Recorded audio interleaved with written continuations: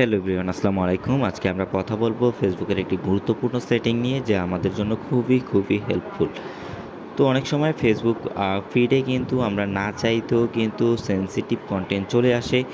যার কারণে কিন্তু এটা আমাদের জন্য খুবই একটা বিরক্তিকর বিষয়। যা যদি আমরা এই কনটেন্টটা বা এই সেনসিটিভ কনটেন্টগুলো, এই যে অপ্রত্যাশিত যেই ভিডিওগুলো, এগুলো কিন্তু আমরা কমাতে পারি, রিডিউস করতে পারি। তো এটার জন্যই আজকের এই ভিডিওটা, কীভাবে এই সেটিংটা আমরা অফ করব সেই এর জন্য এই ভিডিওটা। চলুন আমরা সেই বিষয়টা একটু, সেই সেটিংটা একটু দেখি।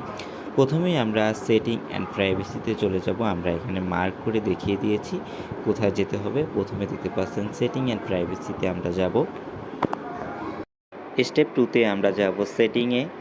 এরপরে দেখতে পাচ্ছেন স্টেপ 3তে আমরা নিউজ ফিড নামের যে অপশনটা আছে সেখানে যাব। স্টেপ 4এ আমরা রিডিউস নামক অপশনটাতে যাব। এখানে আমরা রিডিউসটা ক্লিক করে দিব। এরপর স্টেপ 5এ আমরা সেনসিটিভ কন্টেন্টের এখানে একটা ক্লিক করে দিব। স্টেপ 6এ আমরা রিডিউস মোর এখানে একটা ক্লিক করে দিব। দেন আমরা সর্বশেষ এইখানে ওকে করে দিলেই কিন্তু হয়ে যাচ্ছে।